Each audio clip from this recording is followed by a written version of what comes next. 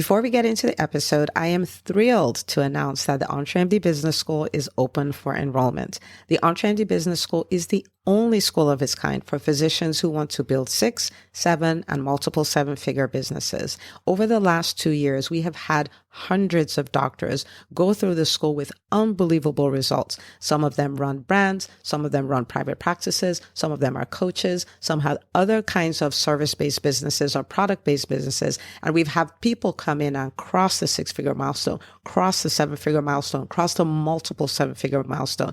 You will be in a place where you'll get the coaching, the community, the accountability that you need to thrive as an entrepreneur, especially in the times that we're in. So maybe you've been following me for a while. Maybe you've been getting so much out of the EntreMD podcast and you've been wondering, how can I work with Dr. Una and the community more? Well, this is your chance. Come join us in the EntreMD Business School. It is application only. So go to entremd.com/business to turn in your application. I cannot tell you how many doctors have made statements like this. I recovered my investment in the first week. I recovered my investment in my bank account in the first 90 days. This is the best investment I've made in myself ever. I want you to have that kind of story, not just a story of building a great business that serves a lot and earns a lot, but having a business that gives you the freedom to live life on your terms. So don't wait any longer. entremd.com/business. And now for the episode. Hi, docs. Welcome to the EntreMD podcast, where it's all about helping amazing physicians just like you embrace entrepreneurship so you can have the freedom to live life and practice medicine on your terms. I'm your host, Dr. Una. Hello, my friends, and welcome to another episode of the EntreMD podcast. Now, this is a special episode that is part of the EBS show series. So it's kind of like the inside scoop of what happens in the EntreMD Business School.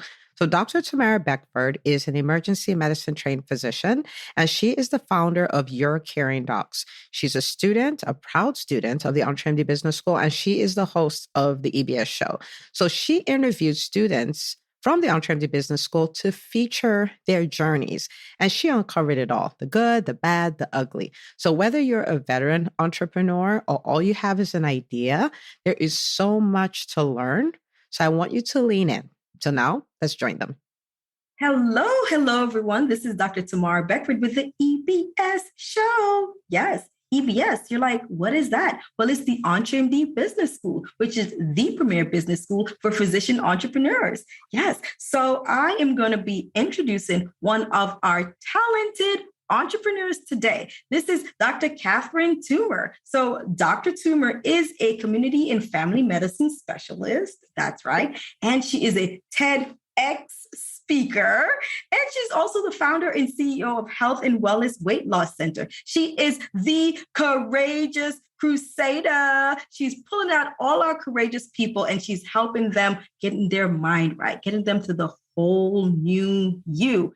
But today we're going to pull apart how all of this happened and how EntreMD Business School was able to help her level up. All right. So thank you, Dr. Catherine Toomer. Hello. And we like to do jazzy hands. Jazzy hands. So Dr. Toomer, thank you so much for stopping by. Of course. Right, thank you for having me. Absolutely. You know how it is. I'm going to dig into all of the information, right? Because I know people are listening and they're watching and they're like, wow, like, how do I even get to a TEDx? Like, how do I even get there? So before we dive into that part, give them an idea of what it was like before you got introduced to Dr. Una, before you even started the EntreMD Business School. Well, I started my business around my own story. My business is Health, Wellness, and Weight Loss Centers. I founded it because 20 years ago, when I lost weight, reversed my type 2 diabetes, I was in congestive heart failure and told that I had a 50% chance of living 5 years. And I tried to get help because I knew that my obesity was part of my problem. I couldn't control what my heart was going to do, so I wanted to focus on what I could. Even when I tried to get my diabetes under control, I kept being told, you're too high risk. So when I went to tried to get help with weight loss, I kept being told I was too high risk also then. And I thought, well, how can I be too high risk for a healthy process? And I learned a few things, that there are people out there who are helping others in processes that they themselves have never experienced. And that the system we were in did not allow for us to truly help people to reverse their diseases. And we could do some prevention, but reversal takes time, takes listening. And the system we were in just didn't allow for that. And so when I was able to go back into work, I started trying to use the process I had developed for myself to lose 60 pounds, reverse my diabetes. I got off insulin. My depression, I was very depressed before, and it reversed. And so, but trying to use that became very difficult. So that's when I decided to start my own business. And what I decided to do was, and I needed to do that also just for my own health. I could tell that the system I was in was also affecting my health. And I needed something I could control, that I had full autonomy. And so I created health, wellness, and weight loss centers. And the first thing I did was I formed an LLC, even while I was still working for someone else. And then I thought, I have a few, well, my father and my sister are very well-versed in organizational development. And so I asked them, what are some of the reasons that businesses fail? Right. And usually it's because what I was told was they bite off more than they can chew right off the bat. And they're being driven by their overhead rather than their service that they're providing. Wow. And so I decided then that I would keep my overhead very, very low. So I did. That's what I set out to do. However, I was sort of handed a weight loss business that was going out of business. And it wasn't so much that it wasn't a weight loss business that I would have done on my own, because it wasn't a medically sound. It was an HCG injection type thing.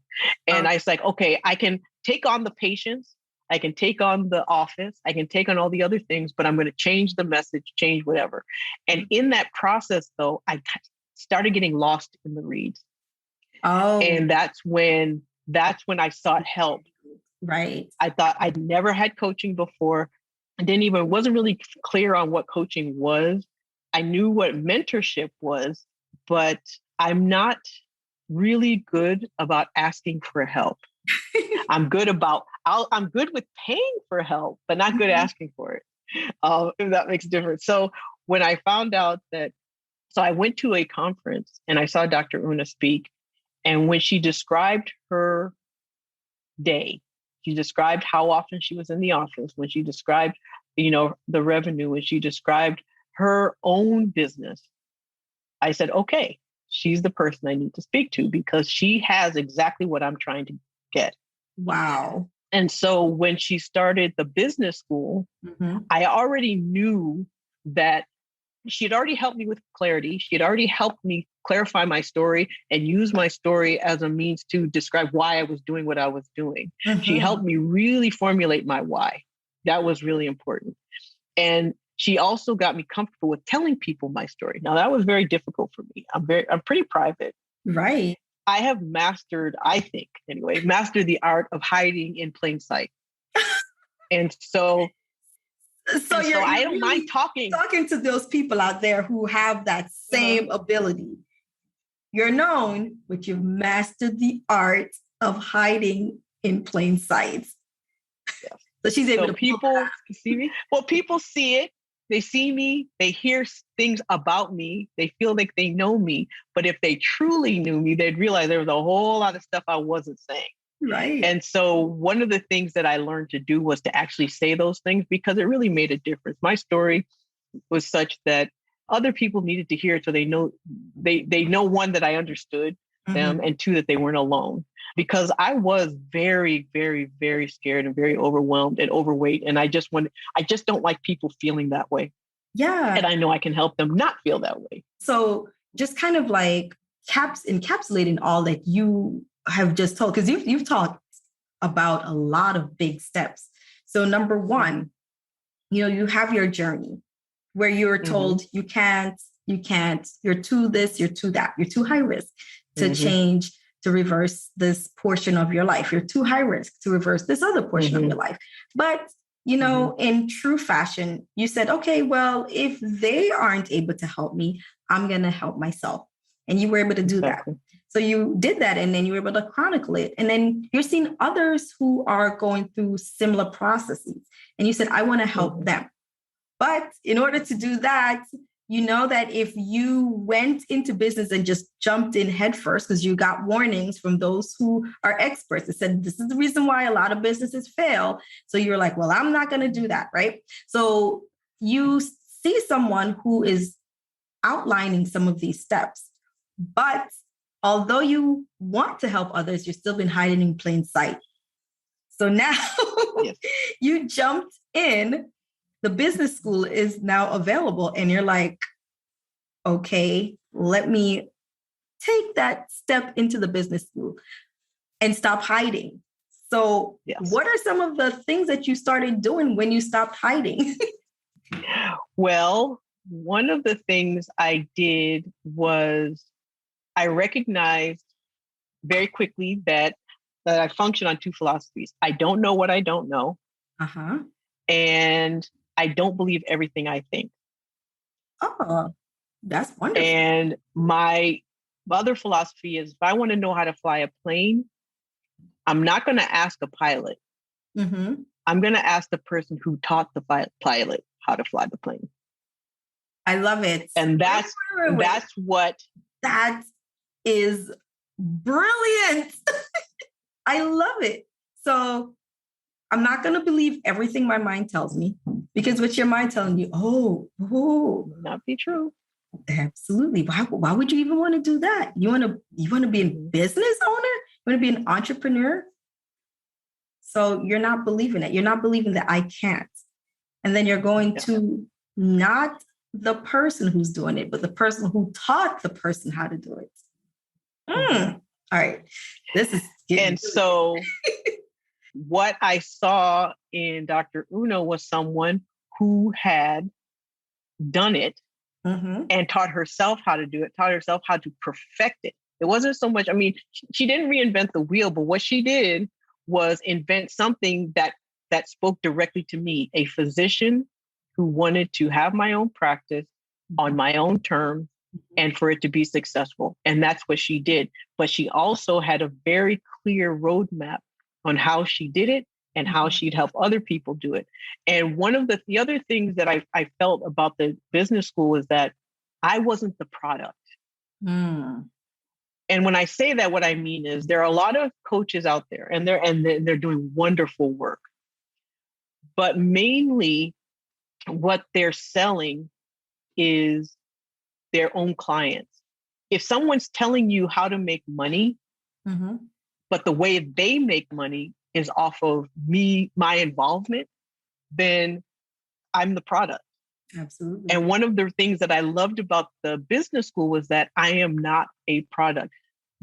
It was created and run by a woman who had her own separate 7-figure businesses. She didn't need the business school to create that. She had already done it. So what I was, and also given the cost of it, is just like what I was getting for what I would pay. Is just phenomenal. So I knew that this was about service. This was about really, it was a movement. It wasn't about money. And I could tell. She said she wanted to help at least 80,000 physicians become entrepreneurs and practice medicine in a way that made them happy. I know I'm not giving her description justice, but it's clear that's what the business school was, because she wasn't charging enough for it to be about money. I can tell you that. Not for all that we were getting.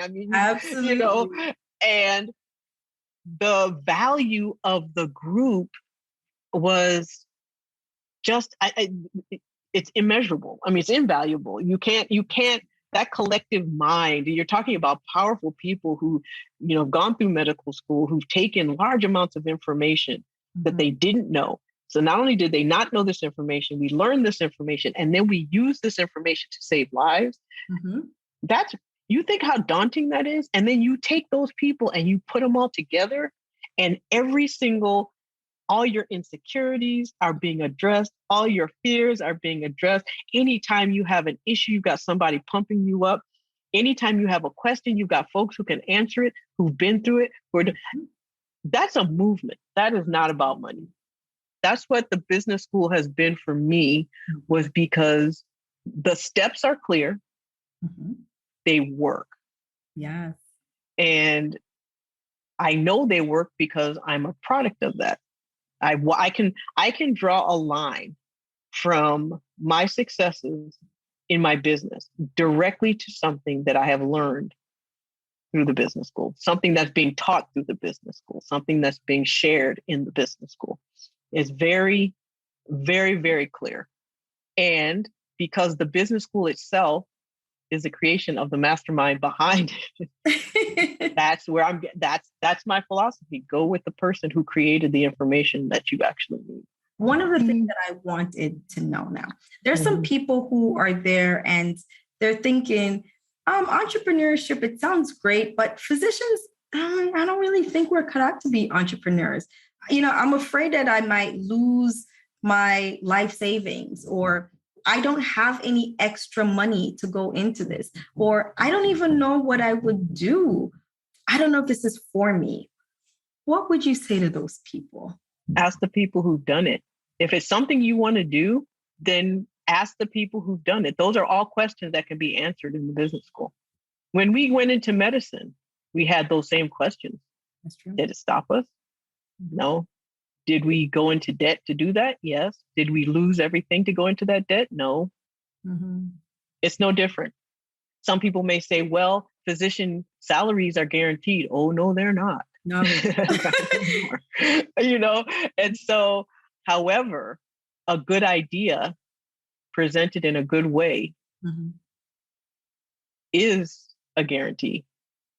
Wow. And that's really what you do. And it's really about the work. Anyone could go to med school and flunk out, but we put work in to make sure that didn't happen. The same thing is with business. You just put the work in to make sure that you don't fail. And even if you fail a section of it, like it's like the equivalent of failing an exam during med school didn't stop you from graduating. Absolutely. It's the same thing with business. Having one little thing of your business being unsuccessful doesn't suddenly, negate everything else that you're doing in your business. And I've just watched too many successes for physician entrepreneurs within EntreMD Business School to know that it's absolutely true. You can be a physician and an entrepreneur. In fact, any physician who owns their own practice is a de facto entrepreneur, whether they want it to be or not. So you might as well do it well. You might as well do it well. I love it. So now let's go through some of the things that have happened since you've joined the business school. So you or even been inspired and been under the tutelage of Dr. Una. So one of the things that I just mentioned, the TEDx.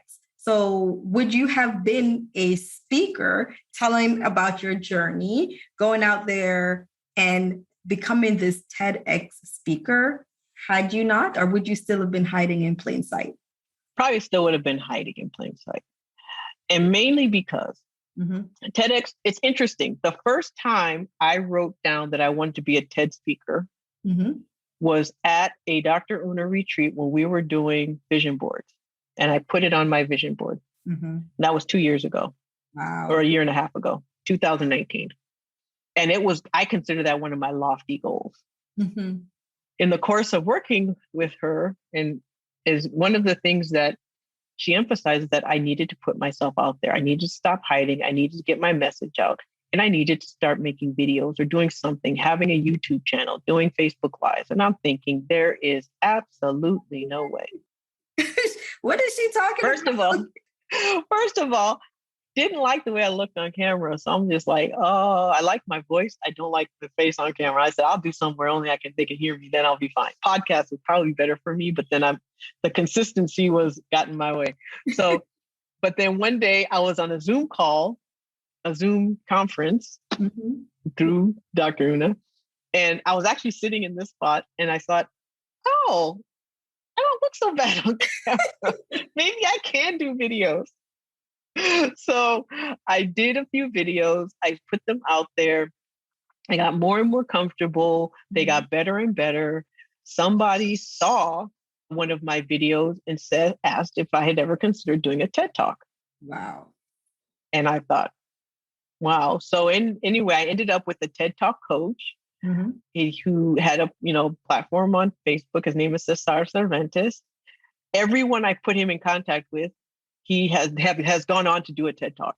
His coaching is phenomenal. And so, but that came directly from me putting out videos through my instructions as, if you want to do this, this is what you need to do. And because I had also done that, when everything closed down because of COVID, I really didn't have to shift that much because I had already had everything in place in order to keep my voice out there, because I was using social media, I was doing different things, which I would never have done had I not been pushed by if it wasn't one of the challenges. I doubt I would have done that. I ever would have. And so, yeah, I have a TED Talk now. I'll probably do more. I'm working on a few others. And because of that, I have been offered radio station spots. I've been offered other speaking engagements. I just got contacted of someone saying they saw my TED Talk and they wanted to talk to me about being my agent and representing me to get me on television and other media. And so, doors open, and you just never know what doors are going to open when you walk through them.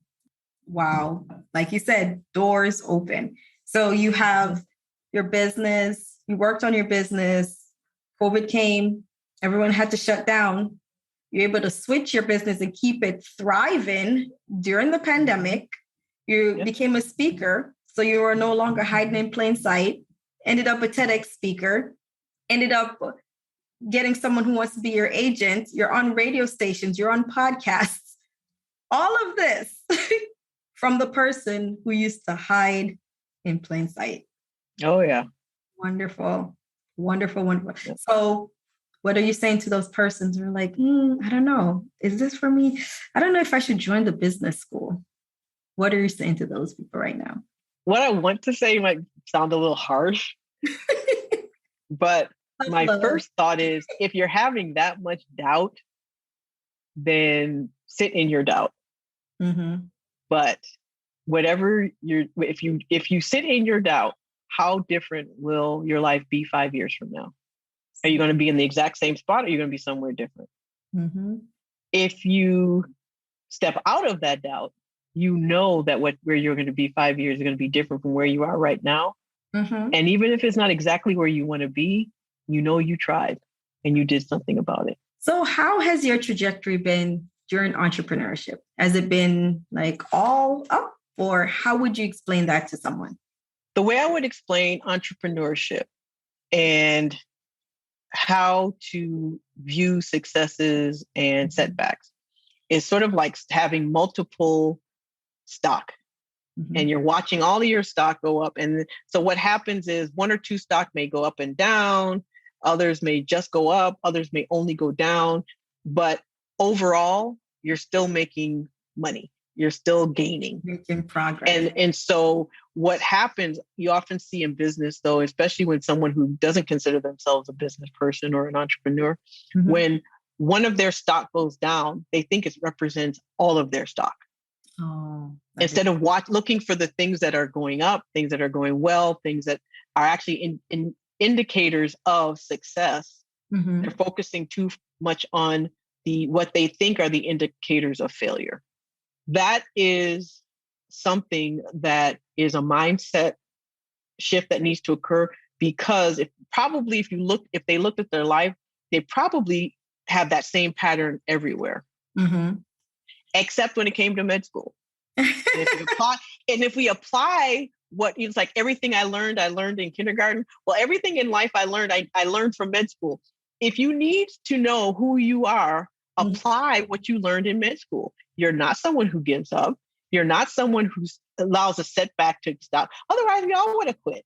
None of us would be doctors. We would have quit during med school. We would have quit during residency. We would have quit during our first year of being attending, but because we have all those other things telling us that we've done something well, we know there's good that comes along with the bad. And so we just don't give up. And it's the same thing with entrepreneurship. You just have to focus. And this is something we learn in the business school. Focus on your wins also. Absolutely. If you focus on your wins, the setbacks don't seem as monumental.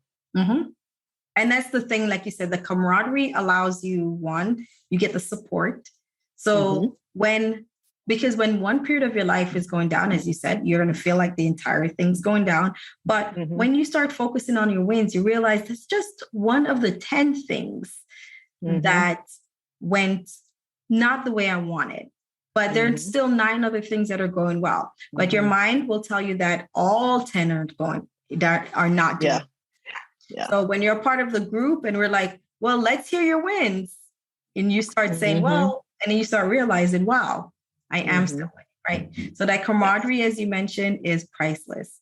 It's priceless. And when you're around people you respect and you hear what they truly believe about you, not what you're telling yourself, not what your family's saying, what people are saying who have never created anything in their life, who've never achieved the level of success you've achieved in your life, who are telling you what? You've got people who you respect telling you, not only can you do this, but I'm watching you and you inspired me. And, what you're doing makes a difference, not just to other people, but to, in my life. Absolutely. You can't help but feel like that you have to go on. I mean, you want to go on because the end point, what you think is your end point, you've already reached. You're touching people in a way that, which is the whole point. And so having that immediate feedback, it's priceless. It really is priceless. So with that, we're telling you, if you are on the fence, come on now, right? If you're in self-doubt, think about it. Am I going to stay in that level of self-doubt for the next 5 years? Or am I going to make a change and then look back? Because some of these changes, although Dr. Toomer started her LLC 5 years ago, she's been on an upward trajectory. Although there were some valleys, the valleys were on the way. The valleys were actually the peak of the next level, right? So that valley was just the peak. And you get the support, you get the tutelage, you get someone who cares about you. And then you get to see others who are also thriving and they help to build you up. All available here on the EntreMD Business School. I'm Dr. Toomer Beckford. Thank you, Dr. Toomer. And we hope to see you guys in the business school too. So take care. Thank you so much for listening. I hope this inspires you to take even bigger steps as an entrepreneur. And if you're ready to go all in, come join us in the EntreMD Business School. It is the only school of its kind created just for you. And I'll see you, my friend, on the next episode.